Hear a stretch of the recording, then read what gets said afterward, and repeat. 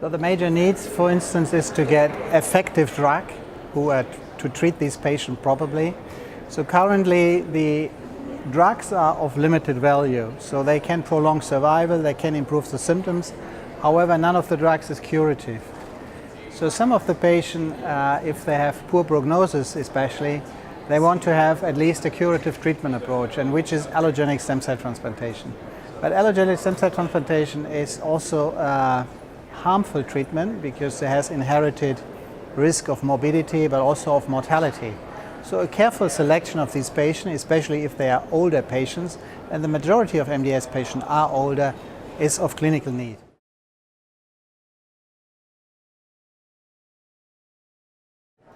So what we did actually is we tried to make a study to see whether this allogeneic stem cell transplantation first is feasible for elderly patients and whether it is better than what we have as a current treatment approach.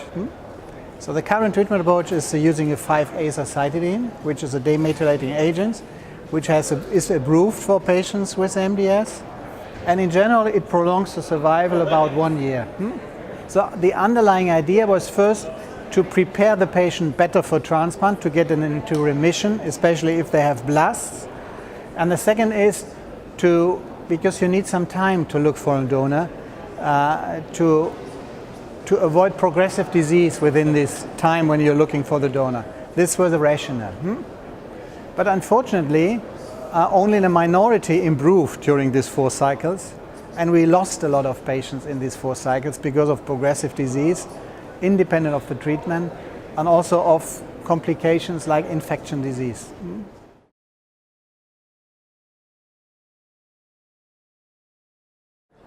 So what we did in this study is we compared 5-AZA to stem cell transplantation. And the idea is to start in these patients up to the age of 70 years of age, to start with 5-AZA, giving 4 cycles, and within these 4 cycles we looked for a donor, an HLA identical donor, either HLA identical sibling in the family or an unrelated donor, fully matched unrelated donor. And if this was successful within the first 4 cycles, then the patient was assigned to go for allogeneic stem cell transplantation. If they don't have a donor, they were assigned to go for continuous 5-azacitidine. But the major inclusion was they should at least be not progressive under these first 4 cycles. So the idea in a phase 3 study is always you have to direct comparison, not historically, not a registry study, to have clear more evidence what is the best for the patients.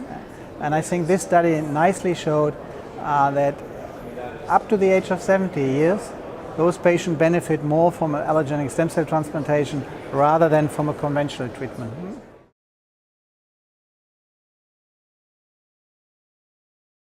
And one of the major findings of the study was that a substantial number of patients were progressive during the first 4 cycles, or they had complications that they died from these complications. But at the end, we had about 109 patients who could be either receive the chemo, or the 5-AZA continuous, or the stem cell transplantation. And the major effect was the primary endpoint was survival after 3 years, and this was highly significant in favor for the stem cell transplantation in this study.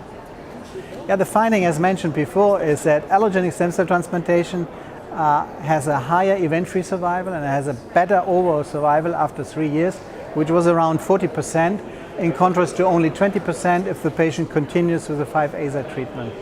So the recommendation after this is, if the patient is eligible for allogeneic stem cell transplantation, despite the age of 70 years, they should be at least consulted or recommended to go for stem cell transplantation, especially if there's a fully matched donor available.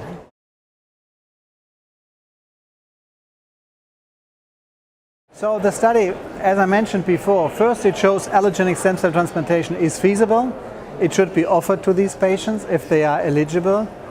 And the second finding is it useful to use 5-AZA prior treatment? Because we're losing a lot of patients and the response rate was not pretty high.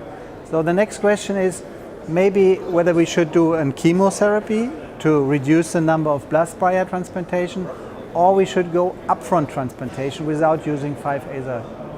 These are the next generation of studies we are planning.